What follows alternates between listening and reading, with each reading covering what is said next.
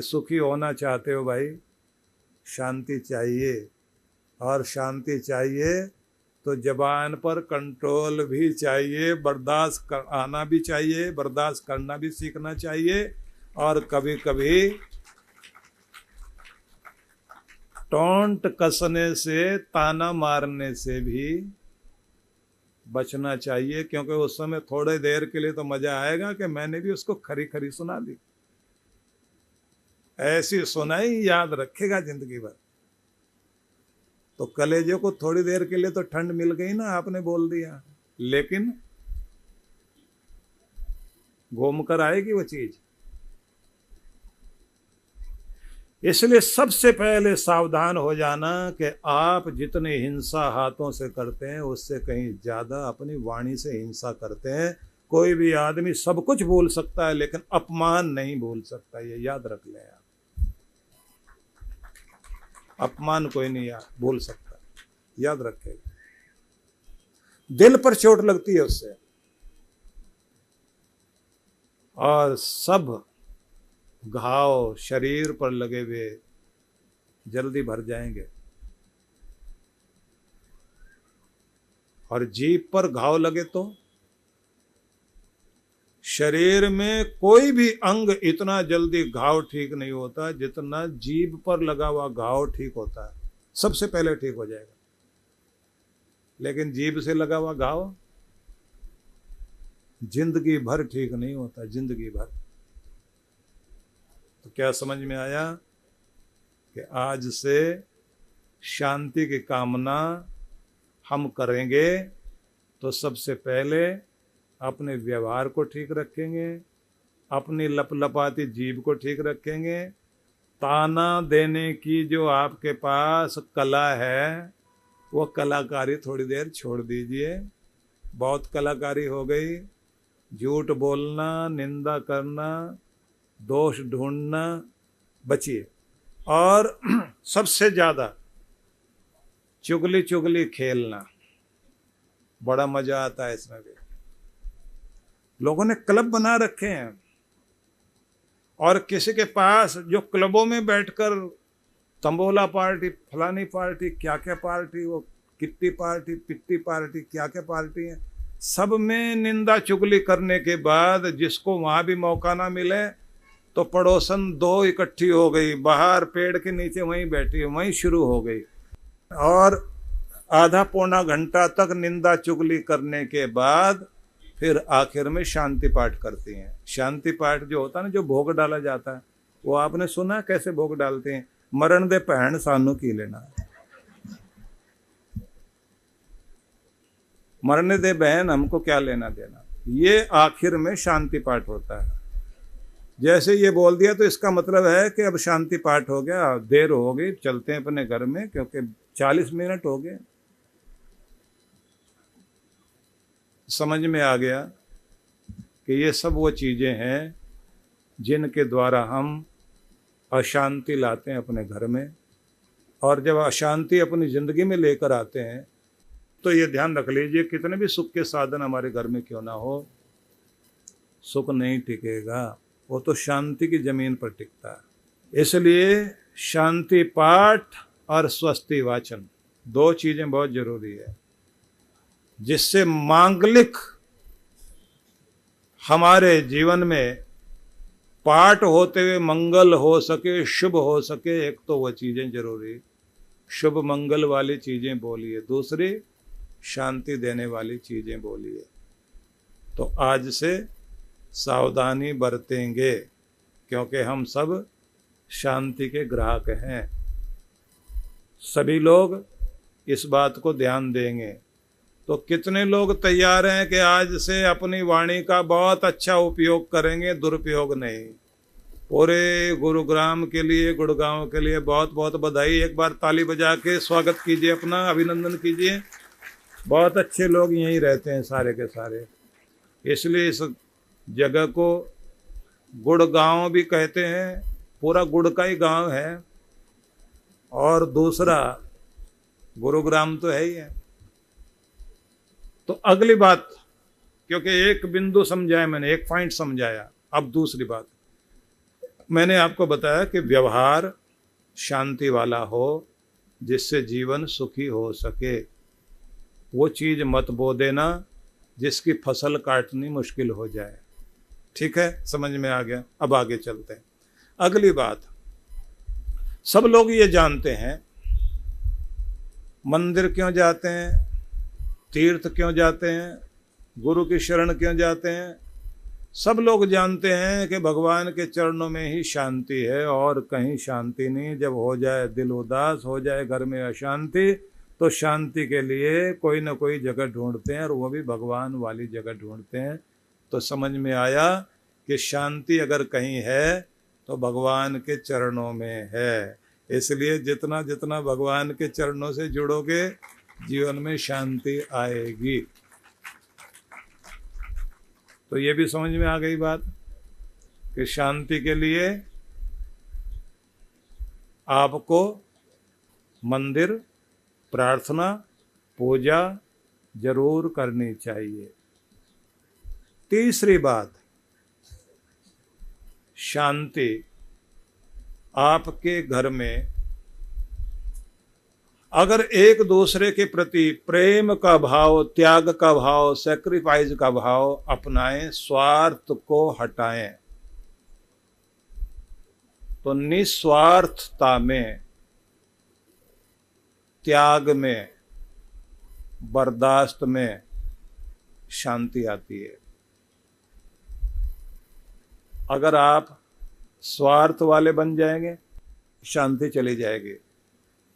त्याग को, सैक्रिफाइस को नहीं अपनाओगे, मतलबी बन जाओ तो अशांति आएगी। बर्दाश्त ना करो तो अशांति आएगी। निभा करना नहीं आता हो तो अशांति आएगी। तो क्या करें? तुम मुझे निभा लो, मैं तुम्हें निभा लूं, ये भावना मन में बना लीजिए। कोई भी आदमी अपने आप में पूरा नहीं है, कुछ न कुछ कमी हर एक किसी में है। भगवान ने सबको बहुत कुछ दिया, सब कुछ किसी को नहीं दिया, कुछ न कुछ कमी सबके जीवन में है। तो जो भी कुछ कमी है उसको ध्यान न दे करके, जो कुछ अच्छी अच्छी चीजें हैं उन्हें याद करके एक दूसरे को निभाना सीख जाइए। आपके घर में सुख शांति जरूर आ जाएगी। और अगर अशांति हो तो जिस कारण से जहां पर अशांति आई है, शांति खोई है, वहीं ढूंढिए, वहीं से इलाज शुरू होगा। नहीं तो होगा ये कि शांति खो गई घर परिवार में और ढूंढने जा रहे हैं हरिद्वार में, तो वहां तो नहीं मिलेगी ना। जहां खोई है वहीं ढूंढने से मिलेगी। तो घर छोड़कर हरिद्वार भागने से शांति नहीं मिलेगी। घर को ठीक करना शुरू कर दीजिए, घर ही हरिद्वार हो जाएगा आपका। आपके घर में शांति आने शुरू हो जाएगी। तो क्या करें? एक तो एक दूसरे को बर्दाश्त करना सीख जाइए। जैसे हैं, जिस तरह के, जिस प्रकार के हैं आपके अपने, उन्हें बर्दाश्त करना, निभा करना सीख जाइए। आपके घर में शांति आ जाएगी। और अगर बर्दाश्त करना नहीं जानते तो फिर तो चिंगारियां उड़ेंगी ही उड़ेंगी। और पति पत्नी की लड़ाई स्वाभाविक है। जहां बैठ जाएंगे सच्चे पति पत्नी, थोड़ी देर के बाद चिंगारियां तो उड़ेंगी। वो जो बोलते हैं ना कि जिंदगी एक जंग है जब तक पत्नी संग है, तो थोड़ी बहुत तो लड़ाई होती है, लेकिन उसमें एक आदत बना लें, किसी भी बात को लंबा कभी मत करो। जितना जल्दी भूलो और आगे बढ़ो, घर में खुशहाली। और किसी को बीच में आने मत दो। जिसके घर में कोई तीसरा आ गया पति पत्नी के बीच में, कभी जुड़ने नहीं देगा, याद रख लेना। पति पत्नी की लड़ाई क्या, रात को लगता है हिंदुस्तान पाकिस्तान की वार शुरू हो गई और सवेरे देखे दोनों आराम से नाश्ता कर रहे हैं बैठे। अब उनके बीच में कोई आए तो और एक बात ध्यान रख लीजिए, अगर लड़ाई हो भी जाए और रूठ के या वैसे भी मायके जाना पड़ जाए, 5-7 दिन से ज्यादा तो जाना नहीं चाहिए। एक नियम है, यूरोपियन लोग बोलते हैं कि बॉस को 10 दिन से ज्यादा बॉस से दूर मत रह जाना, नहीं तो उसको तुम्हारे बिना रहने की आदत पड़ जाएगी। हमारे यहाँ कहा जाता 7 दिन से ज्यादा से ज्यादा 10 दिन मायके में मत रहो, जल्दी से जल्दी वापस आ जाओ। ज़्यादा लंबी लड़ाई करना ठीक नहीं है, क्योंकि एक दूसरे के बिना रहने की आदत नहीं होनी चाहिए। और जो बोलचाल बंद कर देते हो ना, उसे लंबा मत किया करो। जल्दी बोलचाल शुरू, डायलॉग आपस में चलेंगे, संवाद चलेगा, विवाद खत्म होगा, नियम है। और अगर गूंगे बने हुए दोनों और ध्यान, आंख भी उधर ही लगे हुए, कान भी उधर ही लगा हुआ, तो अशांति बढ़ती है। और एक सज्जन तो ऐसे लड़ बैठे, पत्नी भी नाराज होकर के चली गई, और फिर वहां जाते ही 5-7 दिन हो गए, जैसे 10वां दिन हुआ, माँ ने कहा बेटी से, बेटी फोन कर अपने पति को। वो फोन कर ही नहीं रहा। वो कहती गलती मेरी, मैं इतना ज़्यादा बोल के आई हूँ, इतना लड़ के आई हूँ, और कह दिया कि अब मैं तो वापस आऊँगी नहीं, कि नहीं बात करो। तो इसने फ़ोन किया, फ़ोन करते ही कहा कि तुमने मुझे फ़ोन क्यों नहीं किया। पति कहते अब तुमने कर दिया ना, एक ही बात है। अच्छा तुम्हें मेरी याद आई थी? याद आई होती तो फ़ोन करते। उसने कहा कि नहीं, याद तो आई थी, मेरा सपना आया। अब आ गया उसको गुस्सा। बोले नहीं, मैं तो रात में जो है ना हनुमान चालीसा पढ़ के सोता हूँ, भूत पिशाच निकट नहीं आवे, महावीर जब नाम सुनावे। हो गई शुरू फिर लड़ाई। जब समझौते की बात आए तो कभी भी कड़वा वचन बोल के चीज को बिगाड़ना नहीं, और ज्यादा एक दूसरे से दूर नहीं रहना। और एक दूसरे का लड़ाई भी हो जाए, ये बात ध्यान से सुन लेना, कितनी भी लड़ाई हो जाए आपस में, एक दूसरे का मान भंग मत करना कभी भी। पुरुष लोगों को एक चीज बर्दाश्त नहीं होती, अगर उनके सम्मान पर चोट मारी जाए,